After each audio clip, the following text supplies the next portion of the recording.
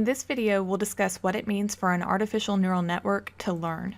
In the previous video, we went through the process of what happens during training for one single pass of the data through the model. Note, a single pass of the data through the model is called an epoch. We then stated that after this single epoch, the same data would be passed over and over again through multiple epochs, and during this repeated process is when the model would be learning. So what exactly does it mean for the model to learn? Well, remember when the model is first initialized, it's set with arbitrary weights.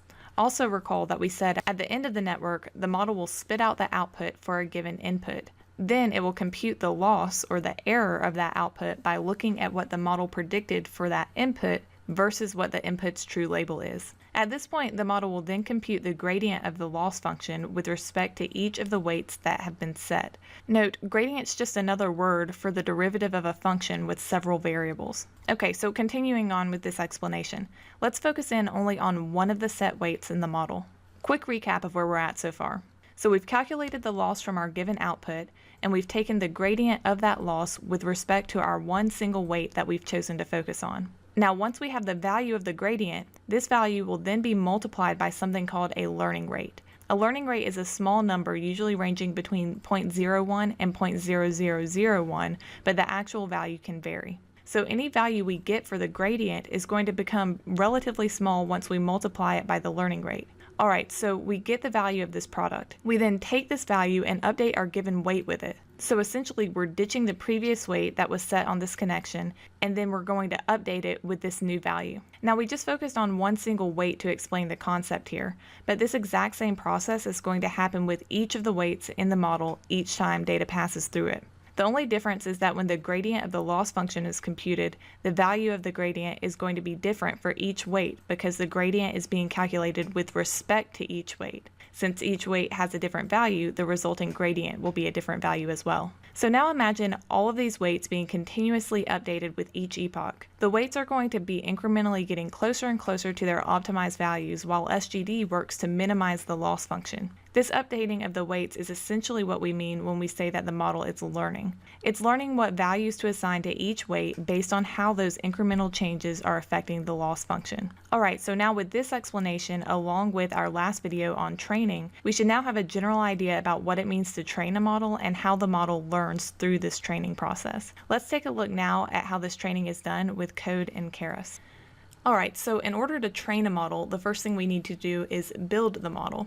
So within our Jupyter notebook here, the first cell is just all of the libraries and classes that I need to create my model and to train my model. So I'm going to import those first, and then I'm going to build my model here. Now this is just an ordinary sequential model like we've built in several other videos. So my example model here just has an input layer with an input shape that's one-dimensional, as you can see here, two hidden dense layers with 16 and 32 neurons respectively, and then an output layer with 2 units. So once we have our model, the next thing we need to do before we can train it is compile our model. So here we call model.compile, and the first parameter that we're specifying here is our optimizer.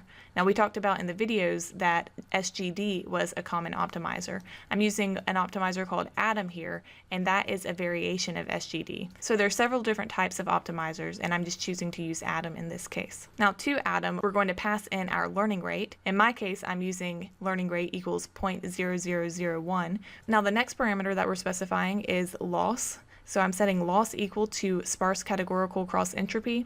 And again, just like the optimizers, there are several different types of loss functions to choose from, and I'm just choosing to work with this one here. Now lastly, we're specifying the metrics, and this is just going to be what's printed out when we're training our model that we care about seeing. And so in this case, I'm just specifying accuracy. Now lastly, we're going to call model.fit, and this is the function that's actually going to train the model. The first parameter that it accepts is the training data. So in this case, this scaled trained samples variable is just a NumPy array that holds all of my data. Now the train labels is again just a NumPy array that holds all the labels of this training data. and that's my second parameter here. Batch size I'm setting to 10, and that's just how many pieces of data do we want to be sent to the model at once. Next, I'm specifying epochs, and I'm setting this to 20. So whenever we run this, we're going to see there are going to be 20 individual passes of the data through our model. So that's what we mean when we specify epochs equals 20 here. Then I'm specifying shuffle equals true, and this is just going to shuffle our data around in a different order with each epoch. And then lastly, I'm specifying verbose equals 2, and this just determines how much output we want to see whenever we train our model. So I'm setting this to level 2. Okay, so let's look at what we get when we run this. Now, before I go through and mention what these outputs are, I did just want to say that the data that I'm using to train this model is not important for this example. This is just a general idea of how the training process actually works with Keras. But if you are interested in seeing the data that I'm using, you can check out the video that I'm going to pop up in a link right now on the screen that shows how to process the data that I'm using here. Okay, so now what's this output here?